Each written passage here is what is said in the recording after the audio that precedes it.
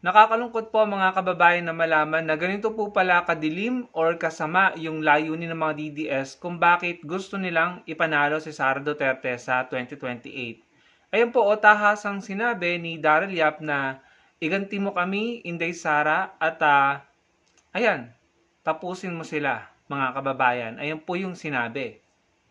Ayan mga kababayan, nasa balita naman po yan. Iganti mo kami, tapusin mo sila, Inday Sara Duterte. So, para po sa akin bilang reaksyon, para po sa akin, kung ganyan ang mindset nila ng mga DDS at kung ganyan po ang gagawin ni Sara Duterte sa Pilipinas, nagagante at siguro ipakukulong ang kanilang mga kalaban sa politika and siguro safe na sabihin na gagawin din nila yung kagayang ginawa nila nung administrasyon nung tatay ni Sara Duterte, no? Yung ginawa kay former Senator Laila de Lima, pinakulong kahit inosente. So kung ganyan po ang magiging thinking or mindset ni Sara Duterte at ng kanyang mga supporter na DDS na gumante, parusahan, makipag-away, paano po niya magagawa ang trabaho niya bilang presidente kung maging presidente siya? Ano pong aatupagin niya? Pakikipag-away, paggante, ipakukulong, gagawa ng kaso, imbentong kaso, ang mga nakabangga sa politika, kagaya ng ginawa kay former VP Lenny, kay Senator De Lima, kay Trillanes, na alam naman natin na tinambakan ng kaso noong panahon ng tatay niya. So, yun po ang mahirap mga kababayan. Paano po makakapag-function si Sara Duterte bilang presidente para ayusin ang mga problema ng bansa, paunlarin ng bansa, kung ang mga supporter niya at siya ay ang aatupagin ay pakikipag-away at pagganti. Kaya nga po ako, nagbibigay ako ng suporta kay PBBM dahil after po ng election, silang dalawa ni Mayor Leni Robredo, after ng election, tapos na yung rivalry nila. They minded their own business. Nagtrabaho sila para sa bansa. Hindi na sila nagparinigan, hindi na sila nag-away. Nag-focus sila sa trabaho. Kaya kahit may nakikita kung sabihin na natin na pwedeng punahin, pagkukulang ni PBBM, ako napapatawad ko yun eh. Dahil nakikita ko, nagtatrabaho naman yung mama, nagpapakahirap magtrabaho, hindi nakikipag-away.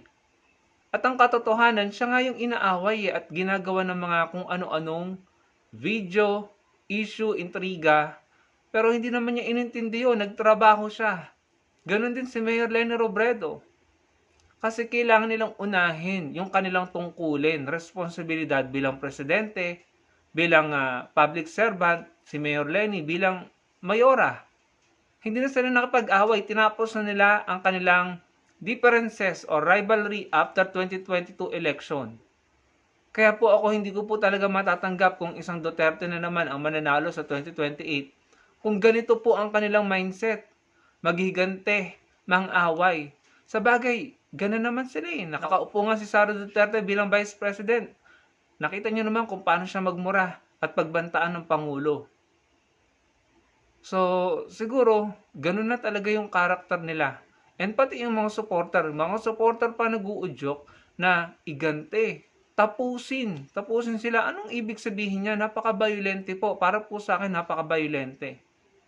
Anong ibig sabihin niya? Pwede ba nating itrato yan bilang banta? Hindi po ba mga kababayan?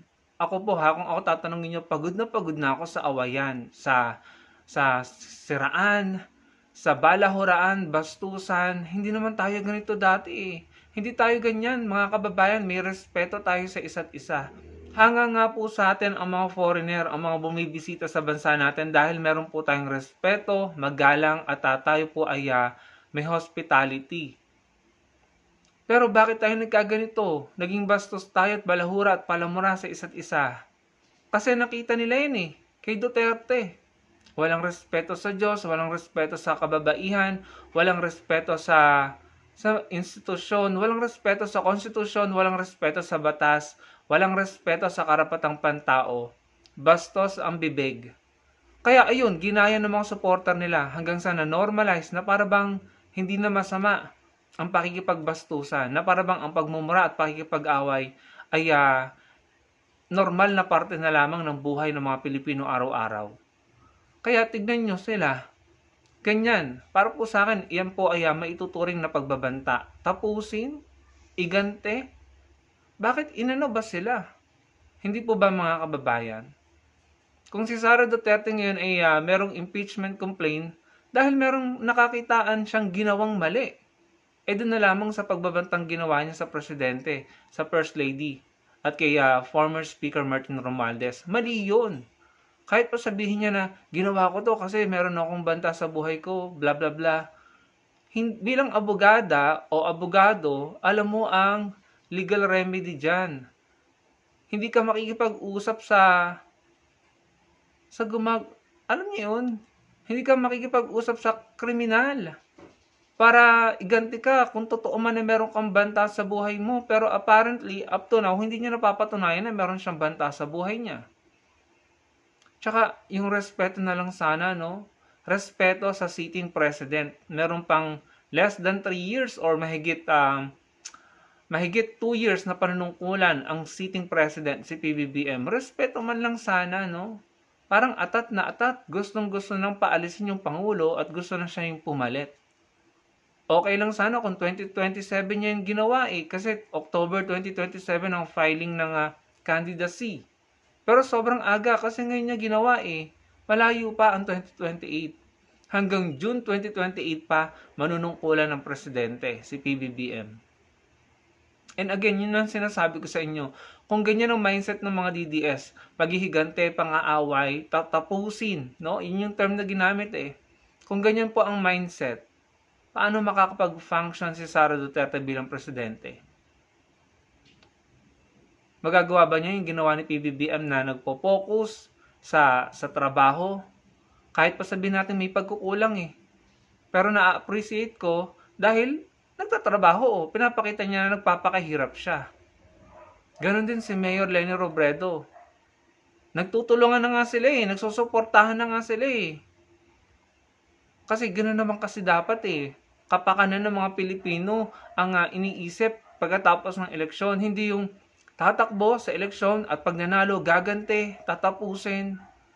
Hindi kapakanan ng mga Pilipino ang gusto nyong paglingkuran dyan. Hindi mga Pilipino, kundi yung mga sarili nyo at interest nyo.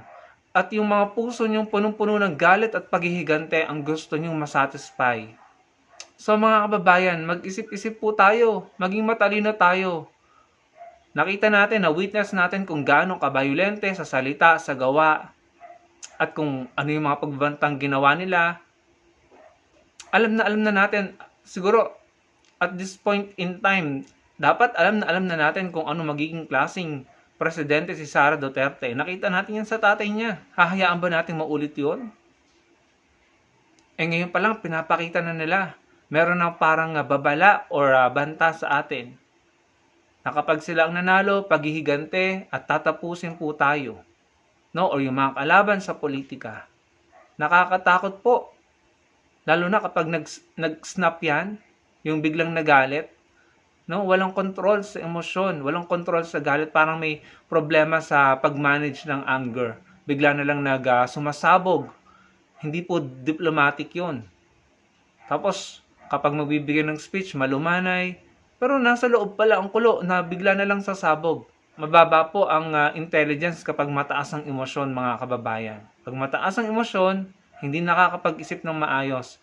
Pwede pong mapahamak ang Pilipino o mga Pilipino at ang Pilipinas.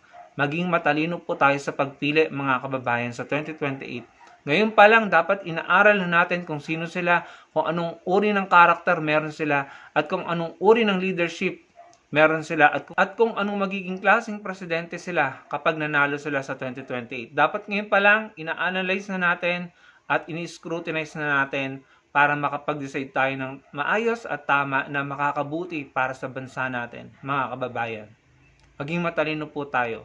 Salamat po sa panonood.